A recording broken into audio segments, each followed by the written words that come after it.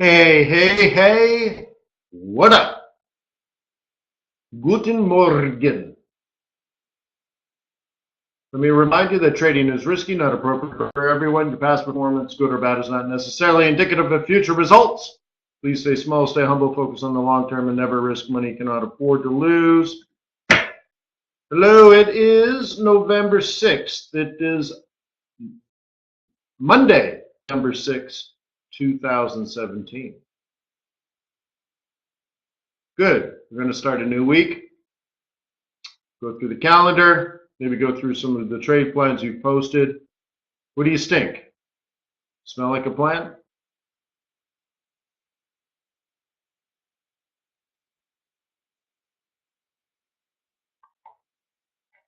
Hello, my name is Wayne McDonell. I'm the Chief FX Market Strategist for TradersWay.com. Thank you so much for being a client. Do these sessions 7:30 in the morning, Monday through Friday here at Forex.Today.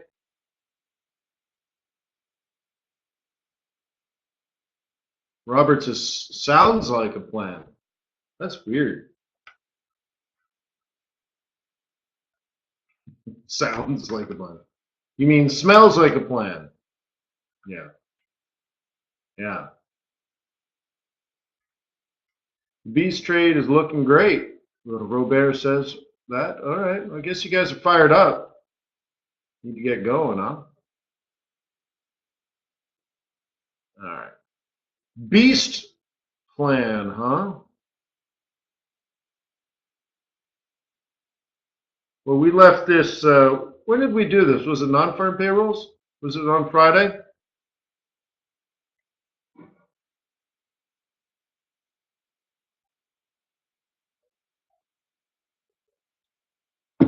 You guys should have charts. The webinar software is telling me you have charts.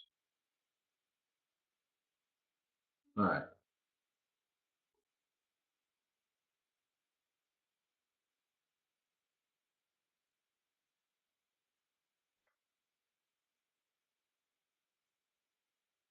Reload, reload.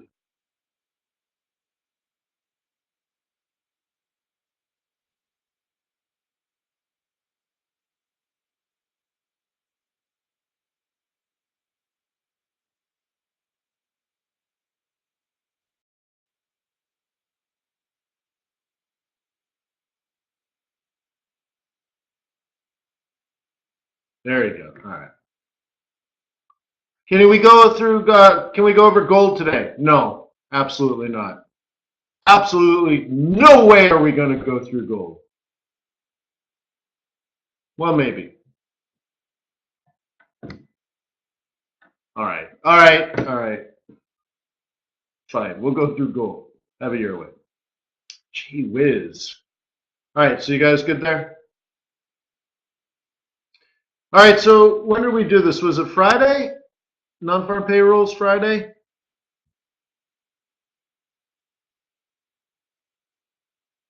And that was in here. Is that right?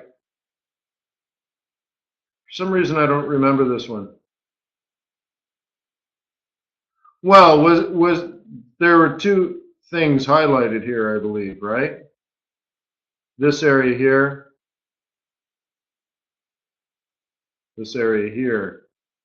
Except the higher stuff hadn't happened yet, right? So it was Thursday. So I don't remember actually this trade setup, but I can tell you monthly M3 is right here. That's a sell zone. This is the bigger, higher end resistance, which is also a sell zone.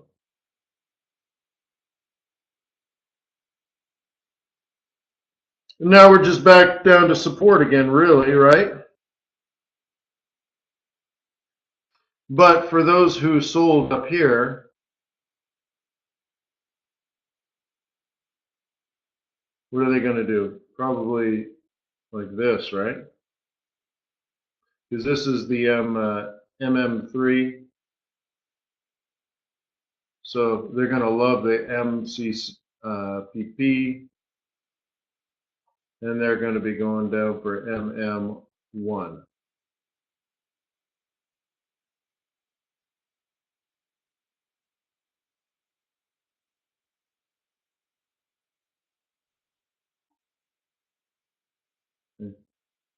So to put this back into perspective,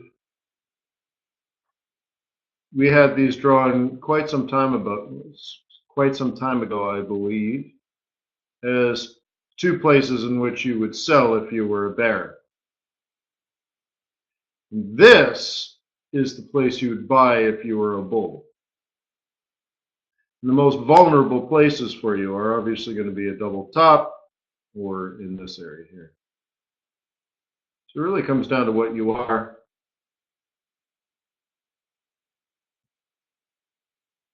Okay.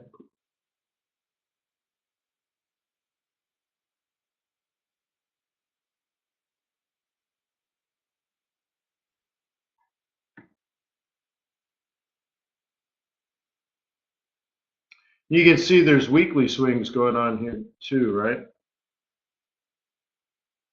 try to capture that. Oops.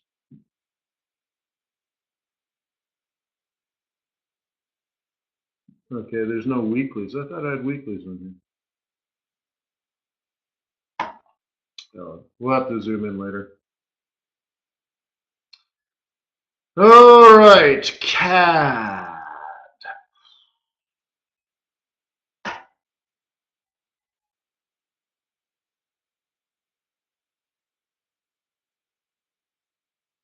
Canyon. All right, so going back to a 4-hour, we have a higher high, higher low, higher high. And for some reason, we have this area highlighted.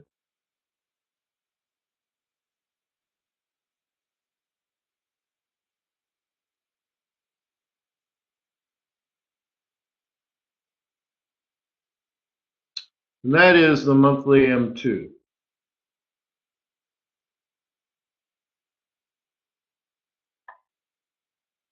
Okay, monthly M2. The target, if that holds as support, if that holds as the bottom of the month, and the target is here at 91.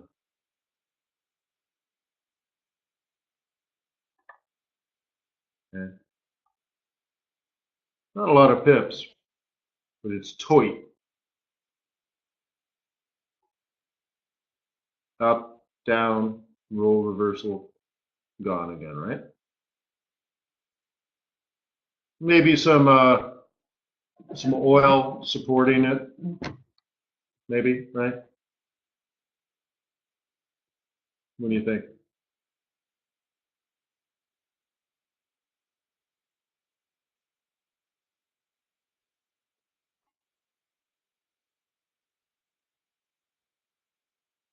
Okay, you see the roll reversal. So here's the bottom we drew.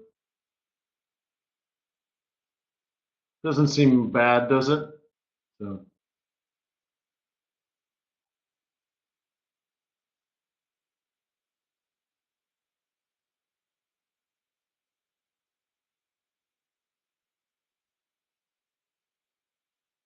You got to check for threats. The bear's going to have that set short.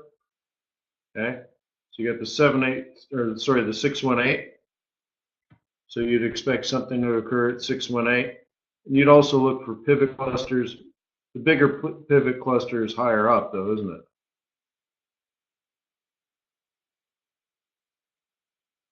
Another 50 pips up. That is the 618.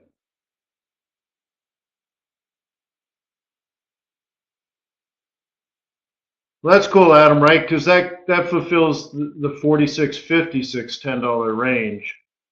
I originally had said 45.55, which was a guess at the time, but it was bottom at 46. So I think we said, well, I wonder if it would go to 56. Oh, the sneeze coming on. Don't sneeze in the webinar.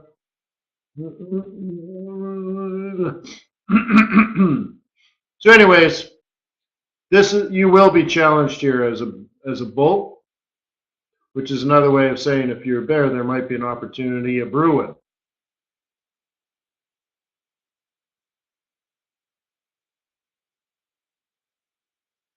Yeah, a little bit of a shakeup in Saudi Arabia, huh?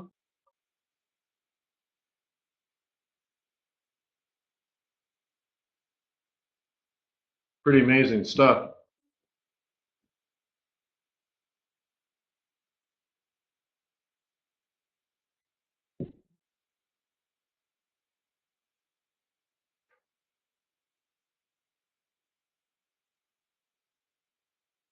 Oh, I don't know. Was there a plane crash?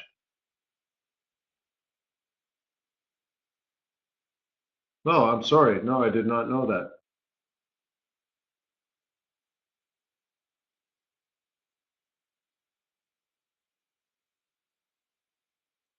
Well, there's a lot of princes.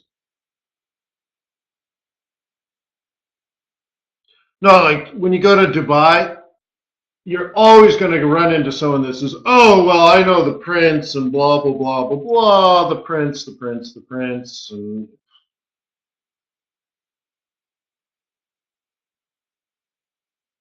there's a lot of princes,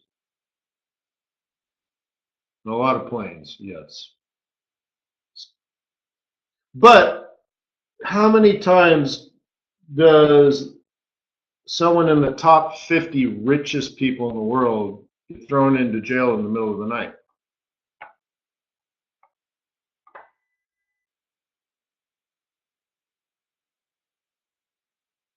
So Aramco scheduled the IPO?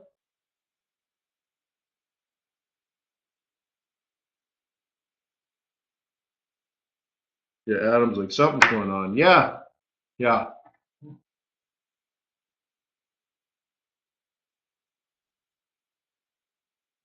Joe says something about the Aramco, but Joe says, well, how do you know it's going to happen soon?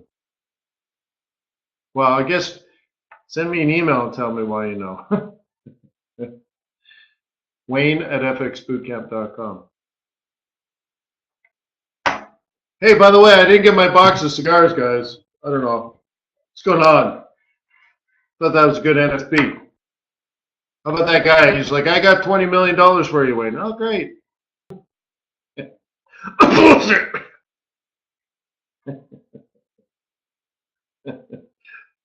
That's a great thing about webinars, huh? You get to reinvent yourself.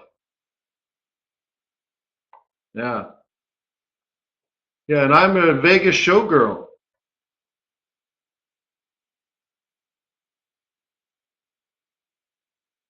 Always wanted to be a Vegas showgirl.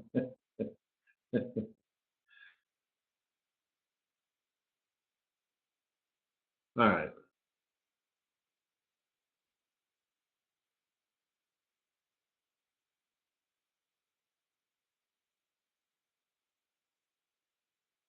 Oh, but it's all about the boots. It's all about the boots, about the boots. Oh, yeah. That's such a gross thought, huh? All right.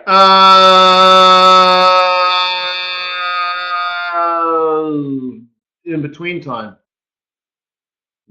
right? In between. Is this ready to buy?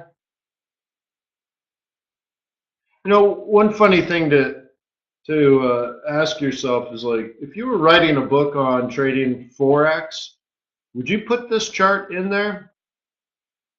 I suppose if you did, you could say, you know, this is a range-bound market. Huh?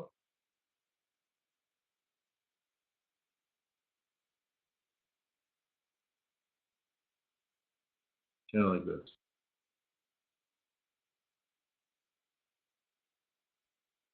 Okay.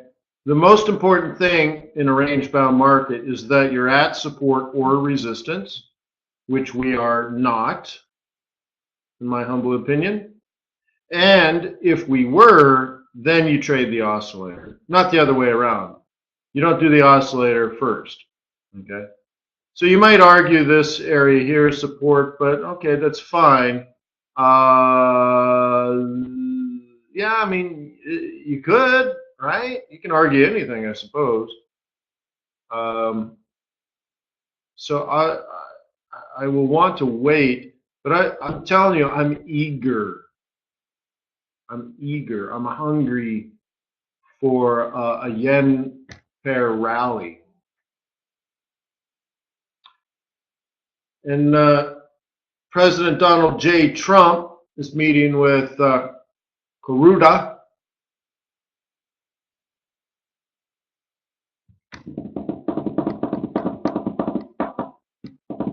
And Abe, right? But didn't he meet with Kuruda, or was it the other way around? Well, for sure Abe, right? But anyways, Kuroda said something just this weekend about there's no way in hell we're going to get close to 2%,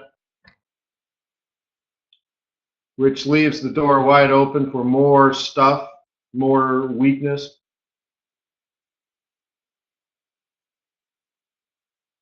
So, but I didn't see an amazing move in the yen pairs.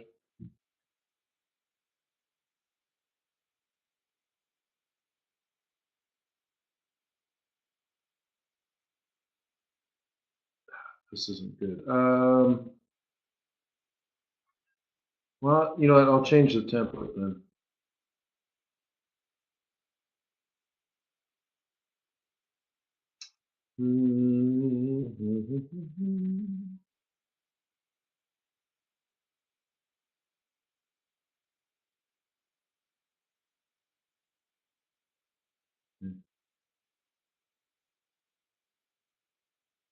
I don't know if you can see, but I bought it off the weekly central pivot point.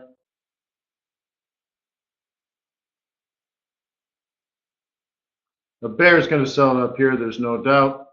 We're at the midpoint psych level again, no doubt. Down here is a buy zone, up here is a sell zone.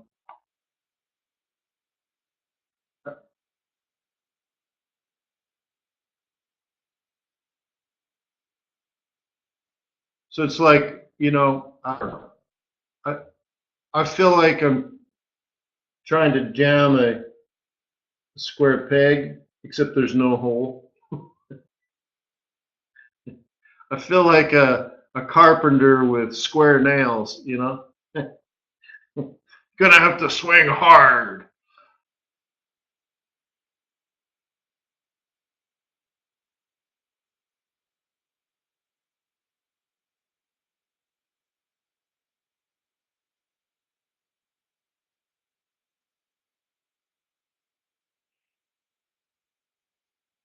Well, see, I don't know if Ryan meant yields or price. So you have to state that when you're doing bonds. Yeah.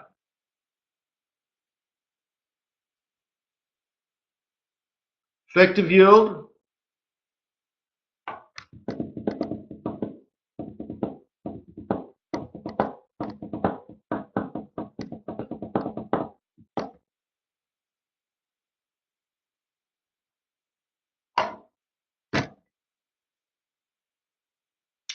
What about this one? Well, the problem is this move down here, which is a better move.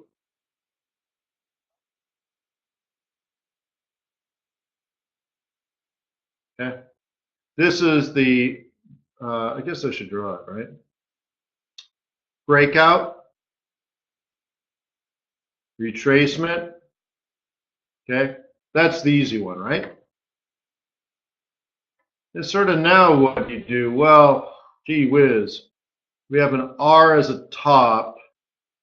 Our current bottom is a monthly M3. Is that supposed to be support? Like failed resistance is support. I mean, I guess if you broke it, but it's not really the convention, right? Like buying it low down here, maybe, right? Almost at M2. So I don't really feel good about this week at all. Doesn't mean anything really, but last week was better. In a situation like this, you might want to use moving averages, right? So in this case, we should be buying it off the 21, which is very similar as using the MM3 as support. I just don't like to tell you that what's happening, so I'd rather tell you it's the 21. Yeah, well, the problem with that, though, is you were hoping to break it, right? Or not?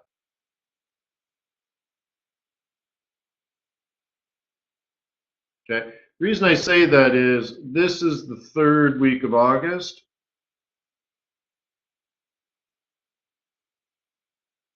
Right? And that was when my predicted bottom of this pair would occur, and that from there it would rally up. So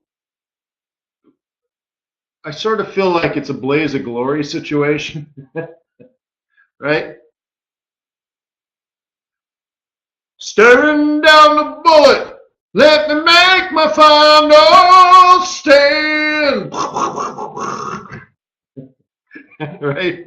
Kick open the door, I'm going out. Guns are blazing. But you end up dying in situations like that, right?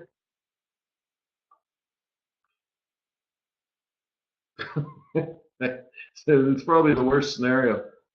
Guns are blazing. I don't know if you like cowboy movies. If you don't know cowboy movies, you probably have no idea what I'm talking about. He's like, that guy's nuts. What's wrong with that guy?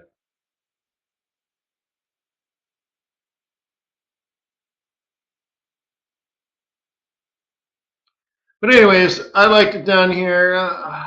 I don't like the R1 being resistance. I don't like the MM3 being support. So maybe it comes down to WPP. Maybe, you know, I mean, it's just, maybe it comes back down here and then back up, but then I don't want it to do that on a lot of these time frames.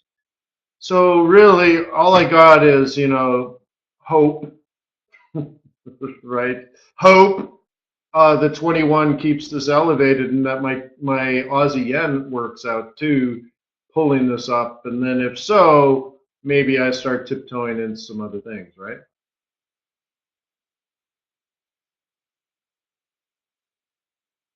Yeah, no, yeah, last year was definitely thrown off by the election. Okay. Nobody makes big, bold moves 3 or 4 weeks before a new government. Because remember, no matter what happened in the election, we were getting a new government. Even if Hillary had won, right, she would have brought in her communist socialist pig dog administration, and the White House and cabinet would be changed anyways, right?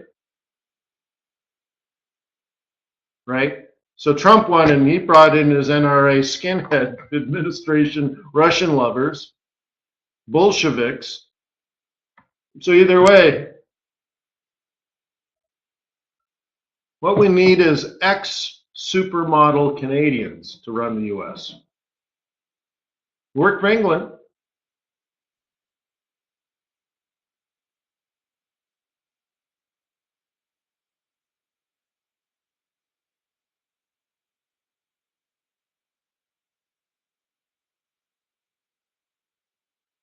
You know, there's some interesting things. Yeah, the guys on the Fed and stuff, and Powell.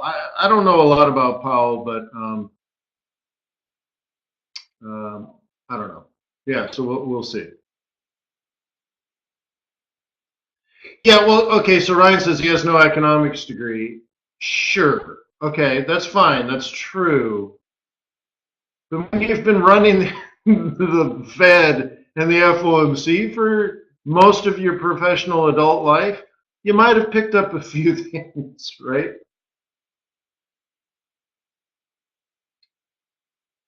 Right? So, like someone like, so, well, he hasn't taken macro or microeconomics. You're like, dude, really? Oh, all right. Well, then maybe he should go and take microeconomics 101 before getting the chair, right? So, yeah. Yeah, I think he's capable of that stuff. But he, you know, there's basically over the last 30 years, 40 years, 30 or 40 years, there's been two types of Fed chair. Remember, they're chair people of the Board of Governors, and thereby the FOMC. But anyways, there's two types of person you can hire. One that is skilled in managing a government bureaucracy, right? And then there's someone else that is more of a market-based person, meaning they understand not just the government red tape, institutional thinking, and what else would you fold in there? Esoteric,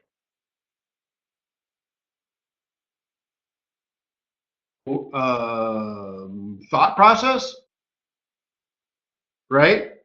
And then there's the guy that just knows that the market's going to respond and react to things.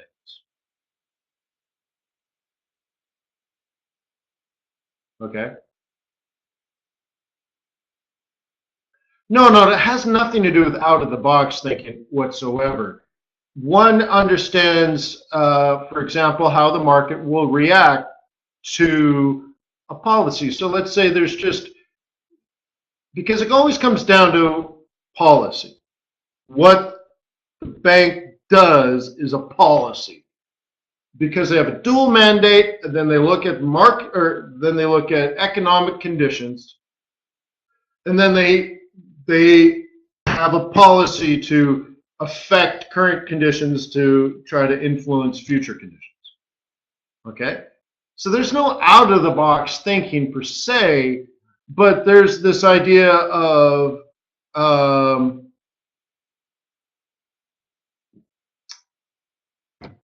I don't know, how about this? Let's go to a different direction.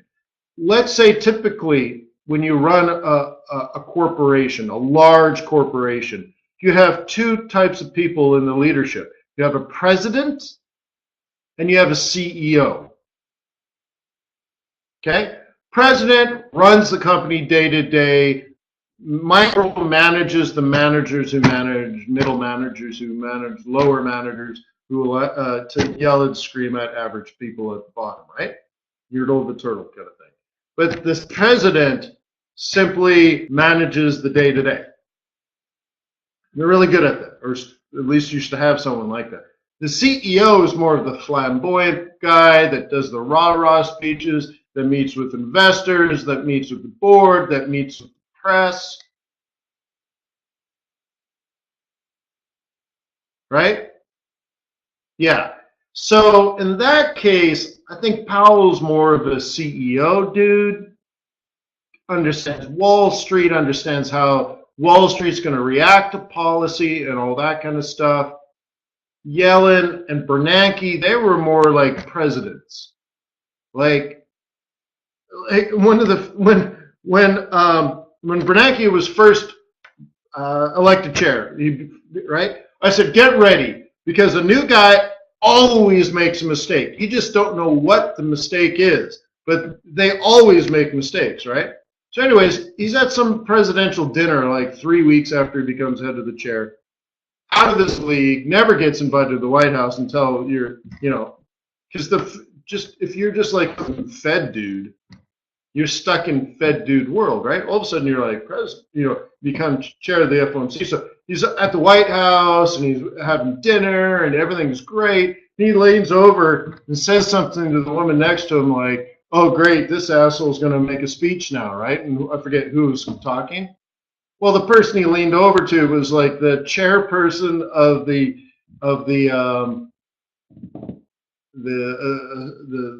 press club.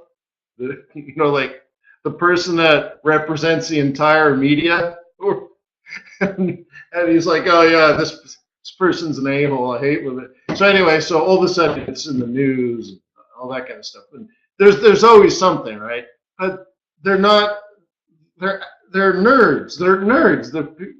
Yellen, by the way, is a nerd, right? Which I'm okay with. I love nerds. But the thing is, she's 4'2", 900 years old. She dated Yoda in his early years, right? So I don't know. Robert's right on it, yeah. So I don't know. So incredibly, incredibly, incredibly smart. Maybe not so good on the real world stuff. And I have a feeling Powell's more of the real world stuff, and he'll just hire staff to handle all the the bureaucratic nonsense. But he'll come out and say, well, this is what we need to do, and this is what we need to say, and this, so get me a policy that I can sell. That's a different attitude than, hey, let's get in the weeds and let's debate the slope of the curve, right? So I think that's what we're getting, is someone that understands markets.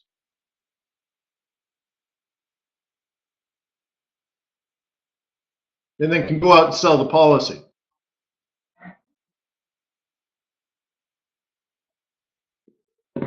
So he'll say, hey, I got a staff of 500 quants.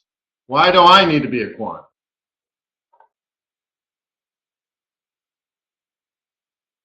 Well, okay, yeah. So, okay, now if we're getting in the weeds here, right? This person would understand markets, so you understand, like, okay, the Fed needs to regulate banks and make sure fair and transparency and all this, right? But he'll also understand, like, dude, the Fed could go a little too far and like stymie things. You're going to kill the bank's ability to make any kind of money. You're choking them to death here. Just give them the damn rule and then regulate them from afar. But you can't just start throwing crap all over these guys, right? So he may understand that and run it. So I don't think he'll walk away from regulation. Nobody wants that, especially when you're a regulator. But someone that is a pure government employee. Let's say you worked at the Fed since you were 17, right? You just don't understand that doing your job too well will kill the bank. It's like a surgeon going in and he's like, yeah, I cut out that cancer, but I did a few other things too. Like, wow, really? Don't I? What? Right? And all of a sudden you're pulling all kinds of things out. Like, yeah, well, your heart was going to go eventually, so I removed that. And you're like, whoa, whoa, whoa, I needed my heart. Yeah, well, it was a little enlarged, so I just cut it out. Right? Not thinking that might kill the patient. Yeah.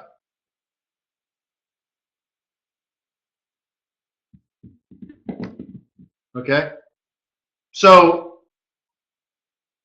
I don't think he would walk away from regulation, but you're right. So someone that understands the markets a little more will say, all right, we need the banks regulated. We need to make sure that they're stress tested.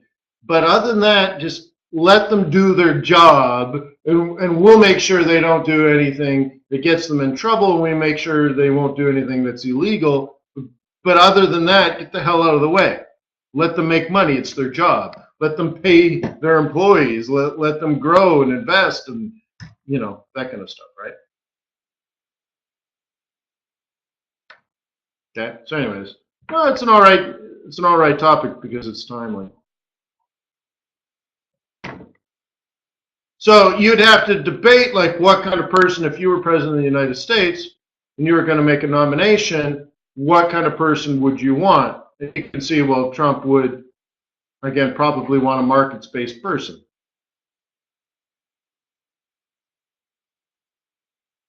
Okay.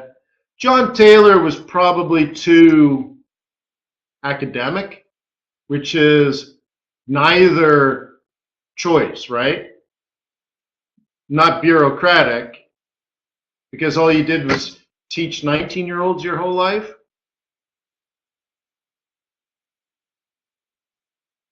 Right? And have you ever met John Taylor? He'll say, yeah, like the least interesting thing he's ever done was create the Taylor rule.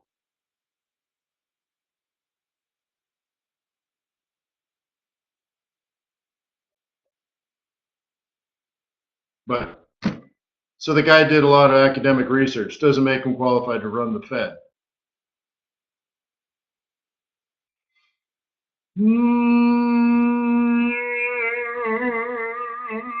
All right. Let's do some calendar.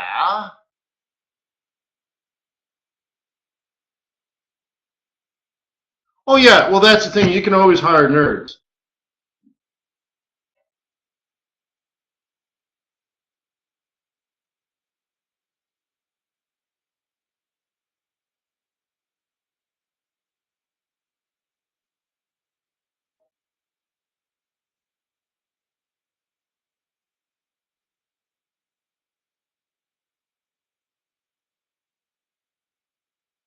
Okay. Bum, bum, bum, bum, bum, bum, bum.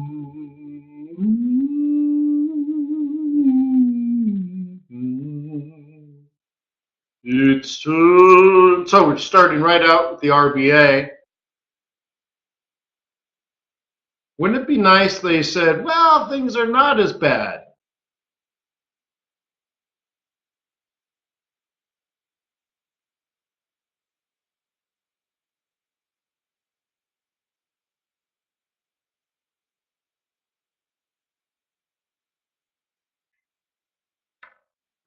No, it's part of the job. You can think of it like how many times have golfers like sat in a sand trap all weekend just practicing sand shots, and the next weekend they're in a tournament and they got a big sand shot and they flub it, and they're like, I hit 1,000 freaking shots like this out of a sand trap, and then I get up here and flub. But at the end of the day, you're a professional golfer, right? I mean, it's still a pretty kick butt, right? Oh, I came in third place and only made $480,000. If I'd only done better, I could have made 1.3 million. You're like, well, yeah, that's still a pretty good weekend for golfing. Yeah, but I got a blister. Yeah,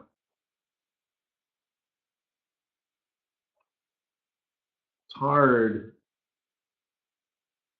So, anyways, that's why you got to love it. So, like I said, enjoy it. Yeah, you love it though. So, sit outside and just the warm sun on your face. Well, it's getting summer for you guys, right? But anyways, just say, wow, it's the weekend. I'm outside and I'm reading reports. It's great. Then you're like, I'm in Africa. Oh my God, it's hot. It's like Africa hot. Yeah.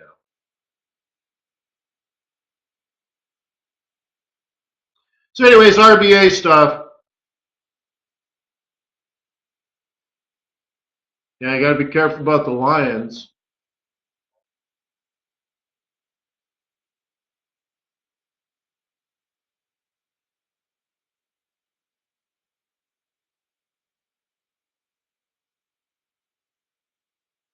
Americans are not scared about the lions, though. Americans are scared of the machetes. They think Africa, and they're like, oh my God, machetes.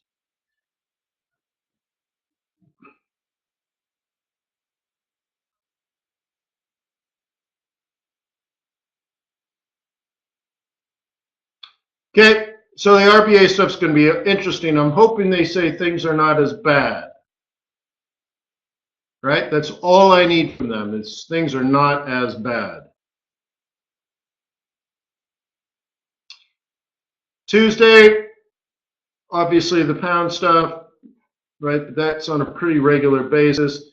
Bank of Canada Pelosi speaking. Again, what do we want from him?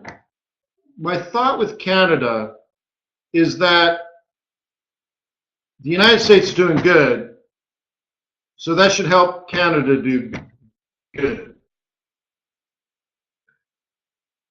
I sound like an idiot. Anyways, the United States economy is doing well. Canada is the largest trading partner with the United States. It's right next door. It's going to benefit from a healthy U.S. economy. Great. And commodities, I believe, bottomed out last, whatever it was. When was it? May? Okay. But it's not that oil's doing well. We know that. As economists, we're more interested in what's expected in the future. It's not what interest rates are, it's what they're expected to be, for example, right? So it's not that oil's doing well. Is oil going to be back down in the 40s in the next 12 months?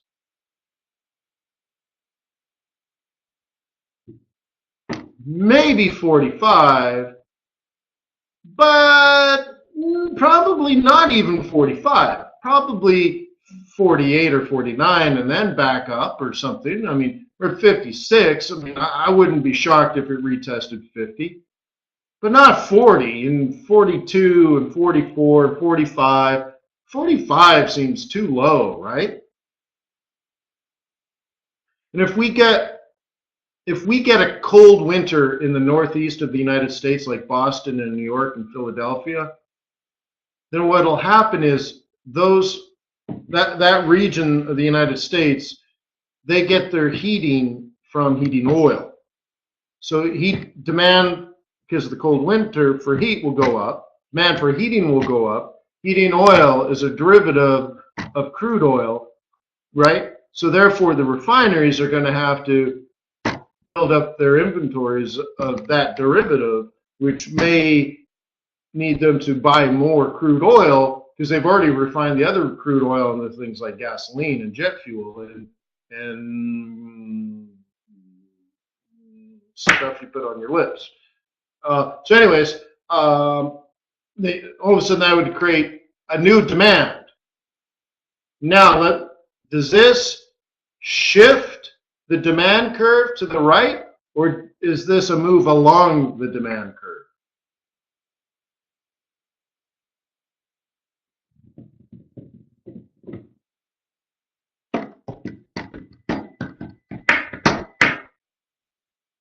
Is it a change in demand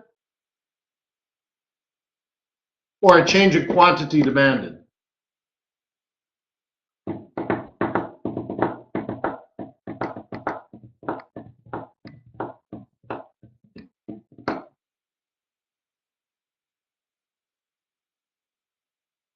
Change the quantity, so it shifts the demand curve to the right because they need, there's a higher increase in demand for heating oil, right? Not just simply a change in price.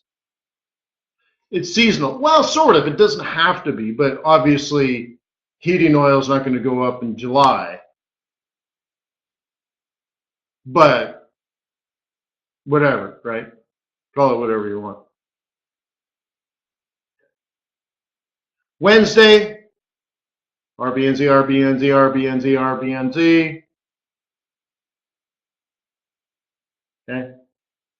And Thursday, RBA again. So maybe we should pay attention to the Asian Pacific currencies, huh? RBA, Kiwi and Aussie.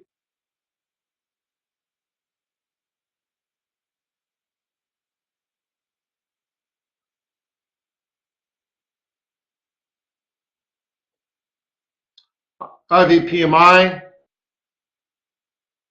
that can move CAD today, but those are less fundamental, more news related, right?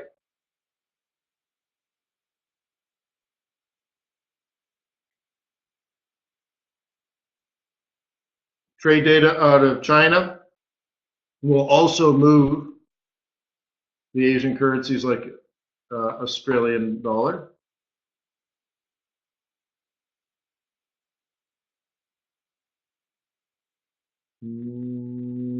Chinese inflation I see. I would take Chinese CPI and I'd bump that up to high. But once again, that can move the Aussie dollar. That's how I would play that. And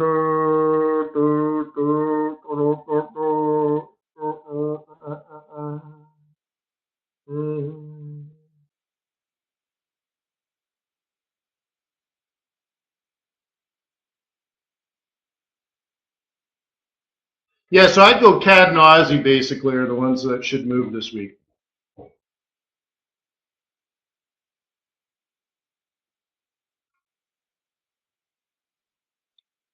Right, says I think Euro Oz would be good. Well, it depends, right? So you should say if it's pro Aussie, what are you going to trade? So if it's pro Aussie, you need something you're weak on. But if it's anti Aussie, then you need something else to trade it, right? So I wouldn't have one. I'd have a contingency. If then or if then.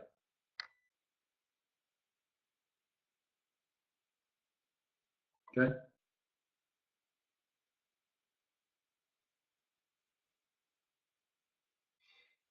You got it?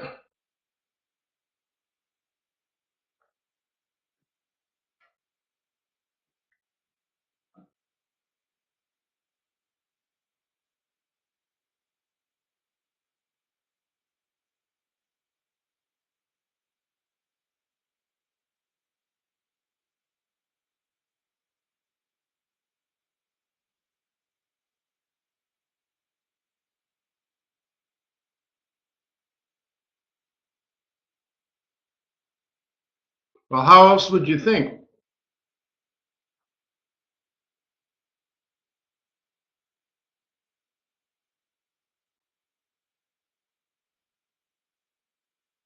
Yeah.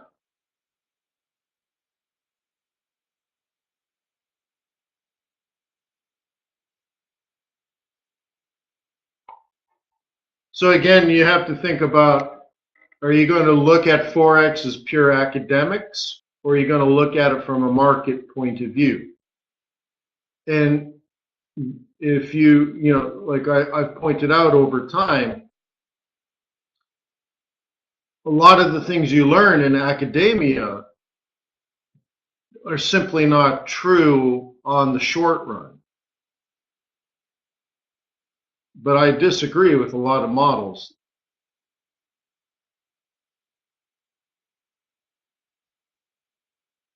a lot of academic models.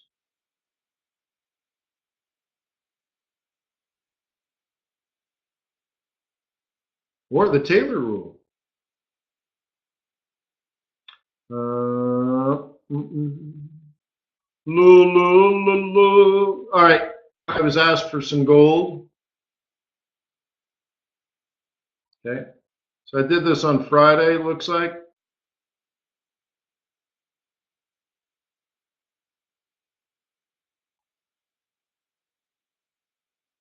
Okay.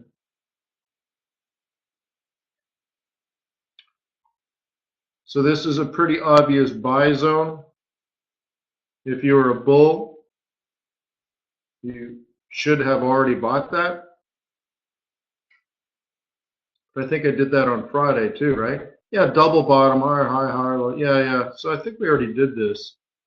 So it's supposed to be on its way to 113.10.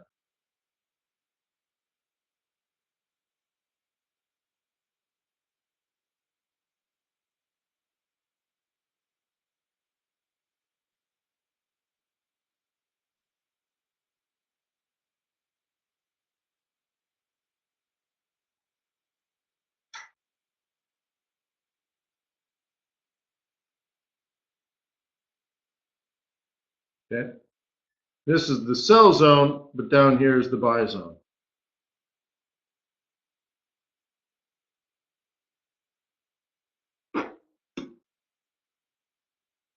What are your thoughts?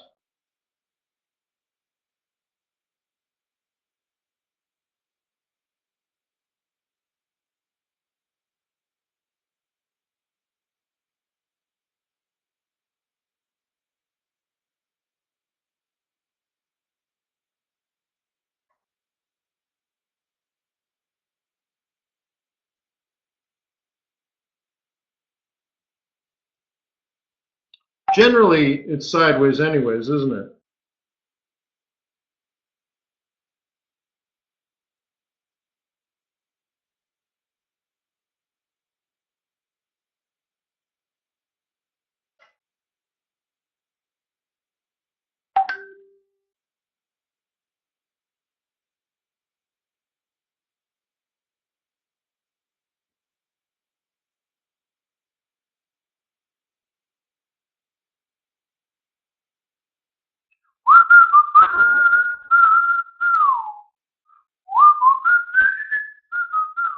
Well, you can see like it opened today at the weekly M2, monthly M2.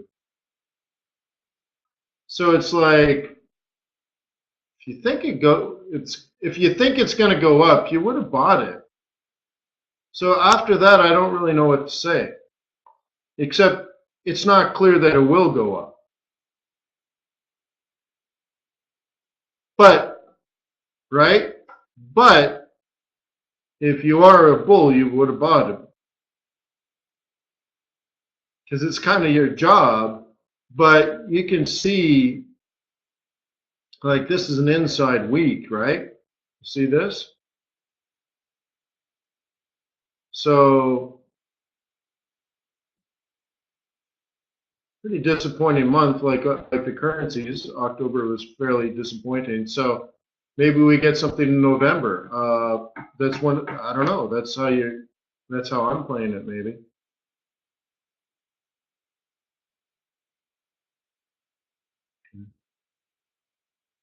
I have this USD CAD heading down here.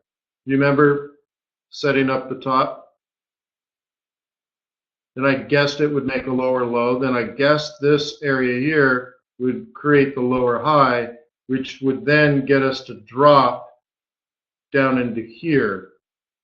That was set up at 29, predicting a move down to 26, and we're about halfway there now.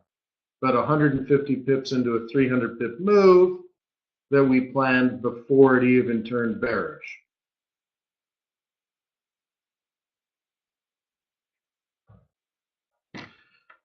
Right? And then we're into a very supportive area, as you can see down in here. So all that makes sense. It's monthly support, it's roll reversal, all kinds of things. Fortunately, 300 pips isn't a lot of money, or a lot of pips, I should say, not money, but a lot of pips. And they're hard pips. I don't like hard pips. These are pips into the, into the wind.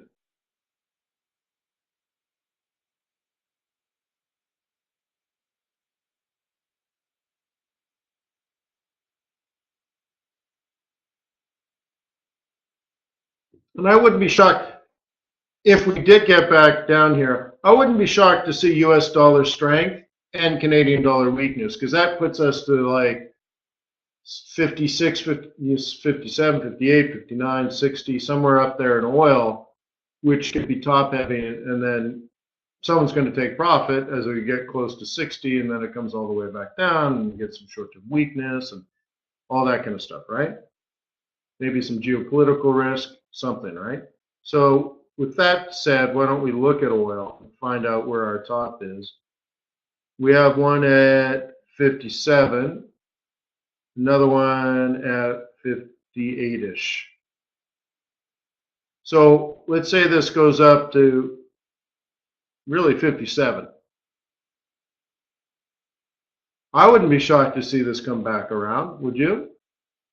From 57 back down to 53.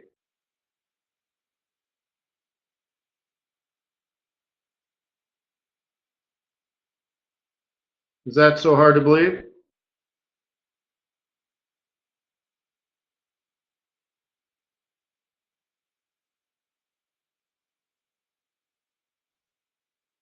Well, for CAD weakness, you're going to need oil to come down.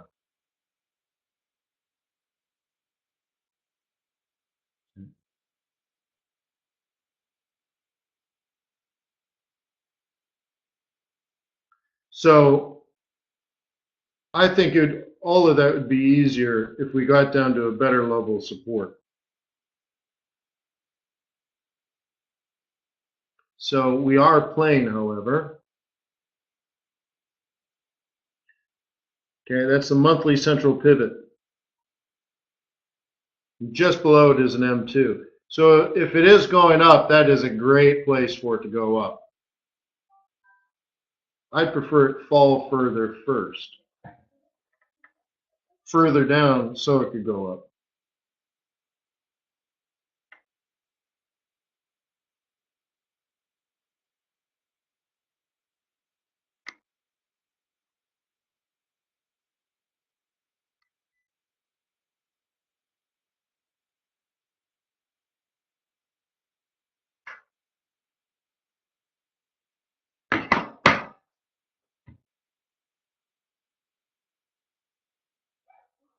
Dan says, so kind of go with oil weakness over dollar strength. Well, dollar strength would create oil weakness.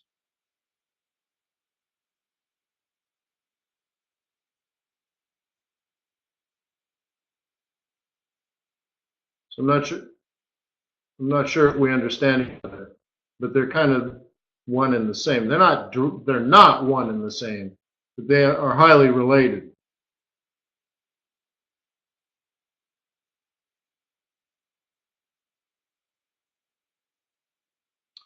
Euro Swissy, yeah, but we're kind of back to the old historic levels, Anthony. So it's just like,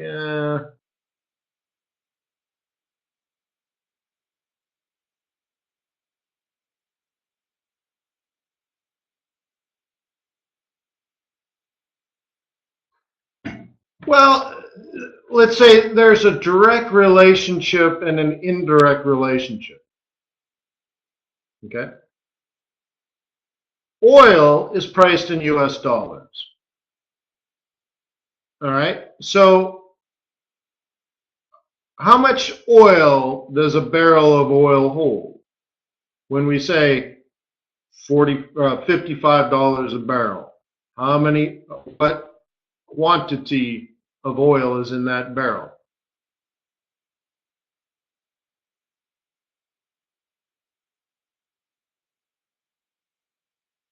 Brooke says 200 what?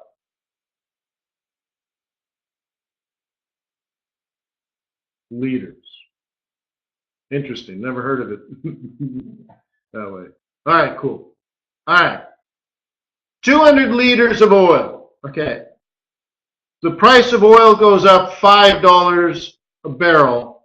How much has the quantity changed? Mickey, you're about a week late, but we can look at it. Oh, so the dollar may have changed. Now, you'll say, well, it could be supply and demand. Yes, it could be supply and demand, or it could be the value of the US dollar. That's what I was saying, how it's direct and indirect. So let's say supply and demand doesn't change, quantity doesn't change, but the price in oil does change. Is that possible?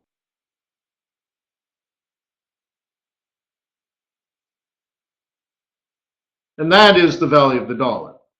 So, all things being equal, if the value of the dollar goes up, that means its purchasing power goes up. What happens to the price of oil per barrel?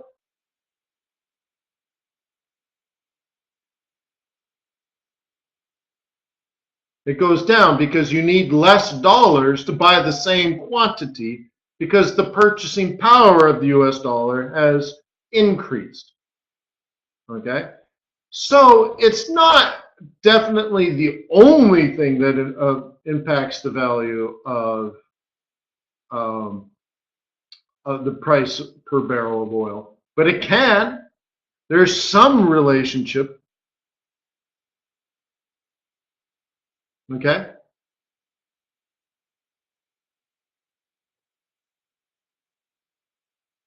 So that's all.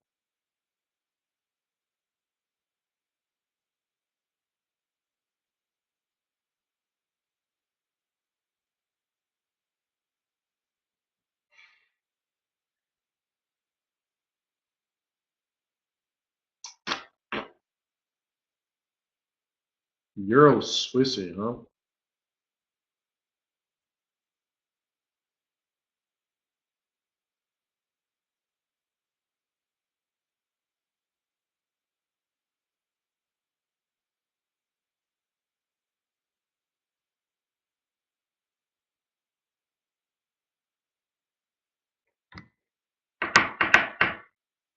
The other thing you might want to do if you're going to do some research is you look at when the price of oil is high, like go back in recent history. Was the US dollar strong or weak?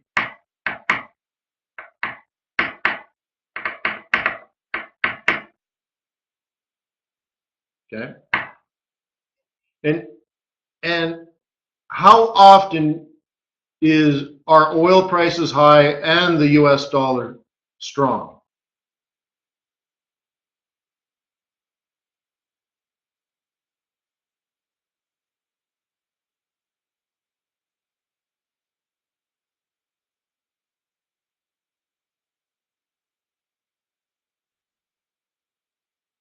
It may be impossible. It may have never happened.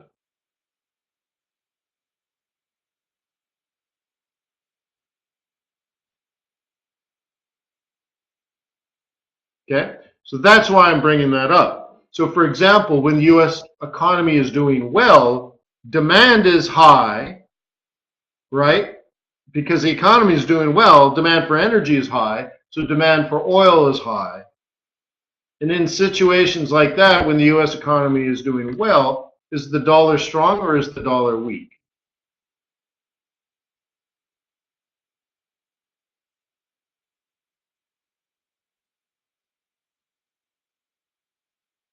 Almost certainly weak. I couldn't even imagine a scenario where the dollar is strong and the economy is doing well.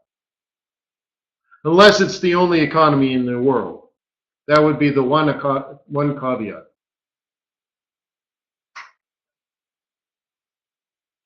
So maybe I should change it. Like generally the US economy is doing well when the global economy is doing well because it's the largest economy in the world that does a lot of business outside of its borders.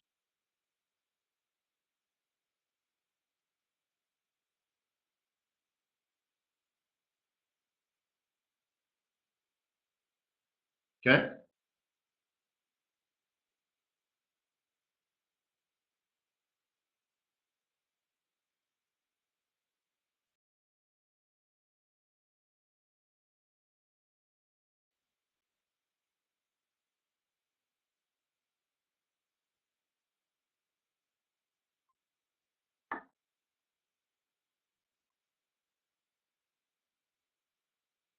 Cool.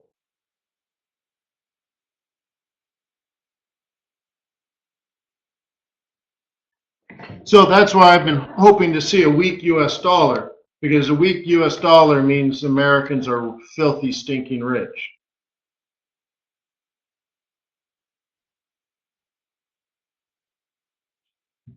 Right? It's a reserve currency. It's a little different. When the South African rand is weak, South Africans are filthy, stinking poor. But not all of them. You know, and I've told this story before, so I won't do the long version. I'll do the short version. But there was a time when gold prices were $2,000 an ounce.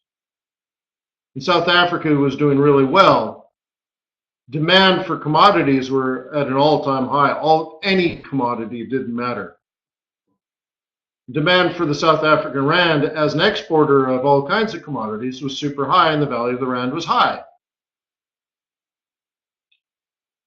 Then the global economy collapsed, and gold fell $500.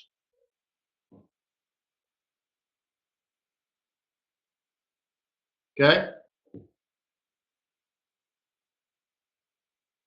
But the South African rand fell more than 50%.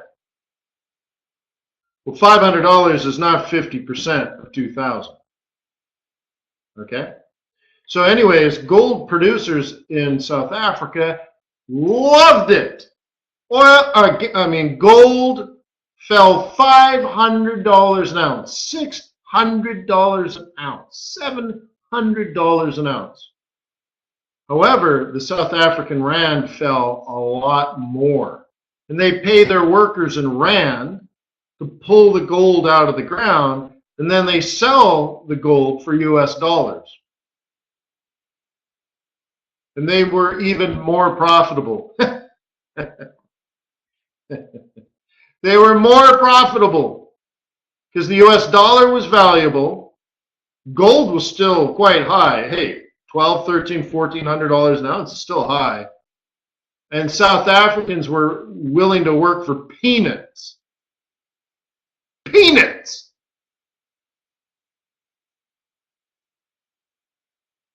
Or even worse, rand. Rand, for crying out loud. ZAR! Really? Wow. So anyways, they actually were more profitable at 25, 30, and 40% decline in price. Only because, again, if gold fell 30%, but rand fell 60%, you're better off. You see what I mean? You were better off. And that's the foreign exchange for you. L'oufle tout le monde.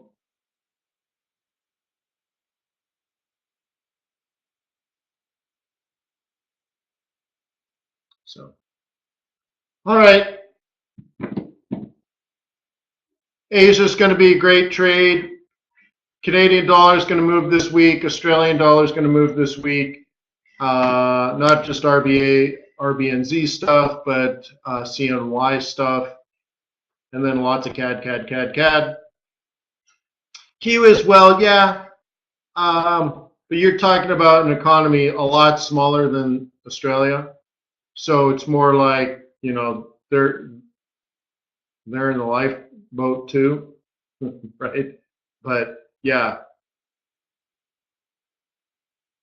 But that's like saying, well, you know, the United States is doing really well, and you're like, well, don't forget about Puerto Rico. I'm like, oh, yeah, you're right. In Puerto Rico, they also use US dollars. Yeah. But Puerto Rico's not doing so good, huh?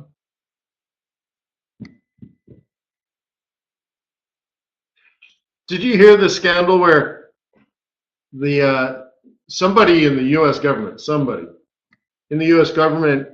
kind of like forced Puerto Rico to hire a corporation, a U.S. corporation, to rebuild their power grid after it was destroyed? Did you hear that they picked a company with 2 employees? One of which wasn't even full-time? You're like, wait, to rebuild the entire power grid in Puerto Rico?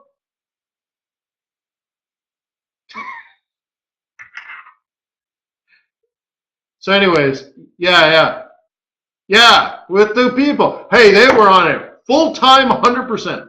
So anyways, guess what? Like a month goes by and like nobody has power. Like, maybe it's the stupid company. So anyways, they fired them. But that was the interesting thing. They fired them, huh?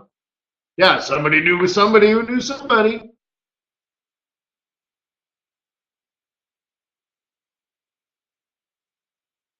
Yeah, so maybe you still got paid, right? So anyways, it's like, I don't understand the specifics and stuff, but that sucks. That sucks for Puerto Rico. That sucks for like the U.S. government. That sucks for everybody. Like, I hate that nonsense. We need to reboot, man. We need to rebuild civilization, I think, from time to time. Because that sucks. Somehow that's dirty, right? You know, oh, it's funny. But you know, like somebody's getting rich on the government, right? On U.S. government. So somebody in the U.S. government is ripping U.S. taxpayers off and ripping Puerto Rican taxpayers off. But that's even funny just saying it, right? Puerto Rican taxpayers. But somebody's getting ripped off, and in an odd way, it's me, right? Somebody's ripping me off, and I don't like it. At the end of the day, the Puerto Rican people deserve better than that.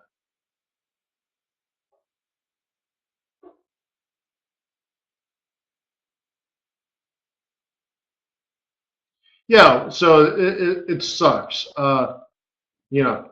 And I'd like to build a piece of paradise with no corruption that is beneficial to its local culture and people and history, and not only protects the environment, but has a positive, not neutral, but positive impact on the environment around it, spreading like wildflowers. Yeah, I'm sick of the mediocre people. And the more I travel around the world, everything was done in mediocre fashion, and we're just surrounded by mediocre people. So I want to bring back the Illuminati.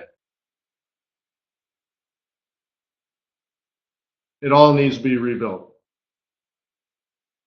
So you know a place like the British Virgin Islands, the U.S. Virgin Islands, Puerto Rico, it was poorly built to begin with, and you know they're going to go and rebuild it even worse. So like I'm reading about how cruise ships refuse to pay $3 a head to let people off the ship and visit a port town. $3 is too much of a tax. $3. So then you get 5,000 people come off the ship all at once, and like a virus go into the local town, destroy everything good and holy and natural about it. Maybe eat at the restaurant, but these people, they're like, why eat at the restaurant when I can eat it on the boat for free? So they eat as little as possible. Instead, they just drink their 4-gallon margarita out of a fluorescent pink glass. Probably tip the bartender $3, but won't pay the $3 tax. Right? Local culture means the Hard Rock Cafe. I mean, I don't know. Yeah, throw their rubbish everywhere. I mean, it's just, I don't know where we've gone. Oh, well, you know, so I honestly would say, you want to get off the boat and come to our town? Great. It's $250. Oh, well, then the cruise ship won't visit your port. Good, go somewhere else. So I was listening to a minister of tourism for Bhutan. They charge $250 a day per tourist. Now remember, I said a cruise ship refuses to pay $3. So Bhutan charges $250 per day. And they said, you know what? People that come here want to be here, respect our culture and respect our environment. So we get a lot of millionaires, a lot of retired professors, you know. And I'm like, well, great, Bhutan. And then they start bad-mouthing Nepal.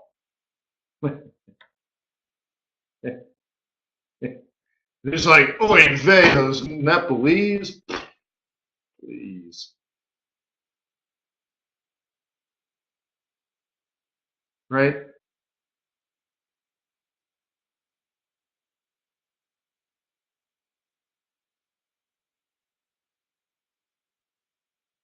Yeah. Yeah, no, honestly, I'm sick of it. I don't know what to do. I guess it makes me arrogant. People call me arrogant. I'm just disappointed. That's all. I know I sound like a prick. I'm just disappointed. Right?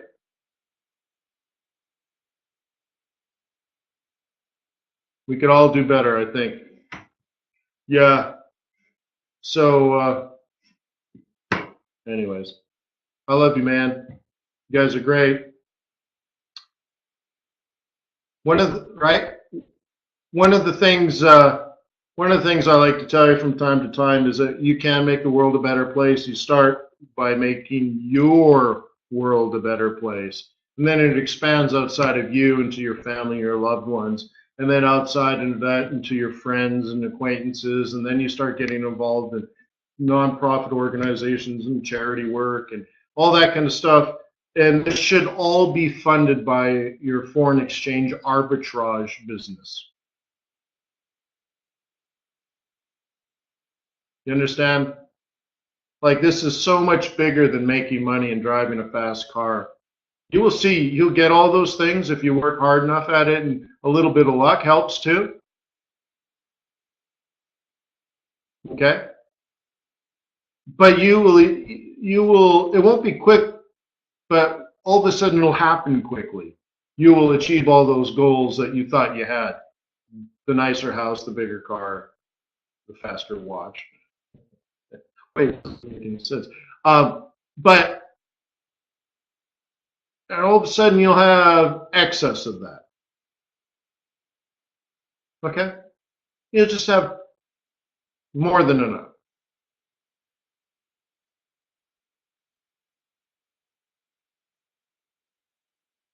And then it gets interesting. You know? Then it'll get interesting. So let's take care of the other stuff, huh? It'll just take 10 years. Don't worry about it.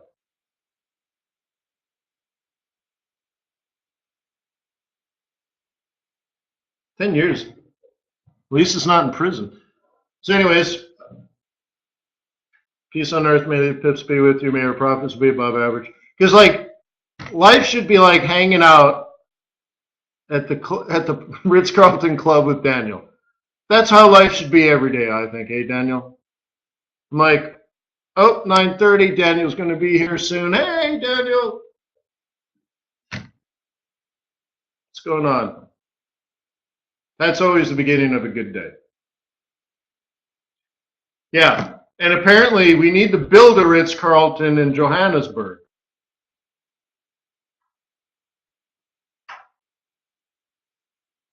That's the new red flag, right? Right? That should be the new red flag. Yeah, because when Ryan and I were first talking about that trip, I'm like, okay, I'll just stay at the Ritz-Carlton. That's where I always stay. And he's like, I don't think there's a Ritz-Carlton. I'm like, oh yeah, there's a Ritz-Carlton. It's Johannesburg. It's big. It's like the New York City of South Africa. Yeah, there's a Ritz-Carlton. And he's like, no, I don't think there is. And I'm like, what? What kind of horrible, horrible place? No, it was good. We had good times. So we need to build one. That's all I'm saying. Yeah, well, and then I get the deal guy in me. Unfortunately, I'm an entrepreneur. So the only reason I stay at the Ritz-Carlton all the time is they give me a whole bunch of stuff for free. So. Yeah, Mike, actually, I did that on my honeymoon I've been married, I don't know how long I've been married. Is that back 12 years, 13 years? Anyways, I was on my cell phone and I had my trading platform. It didn't have charts yet though, but I had my laptop, I think. I don't know, somehow I knew price. Maybe I just had it in my head. But I made a couple trades from my phone back when that was like shocking. And I made enough money for the day. I'm like, nice, time for a massage.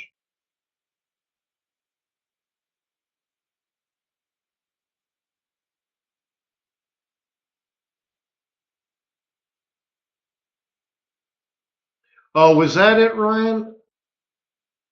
It's all fuzzy. But whatever. Yeah. I have a Carrera watch somewhere. I think it's a TOG though. I saw it the other day. I was using it under my, I think it's under my computer because it was tilted because one of the feet fell off. So I put the TOG under there to hold it up. I'm like, oh, there's my Carrera. Anyways, hey, peace on earth. May the good be with you. May your profits be above average. I'll see you tomorrow.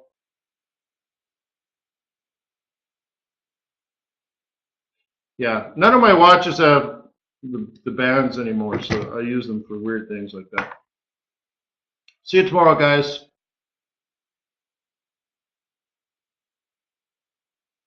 Good luck in Asia, huh?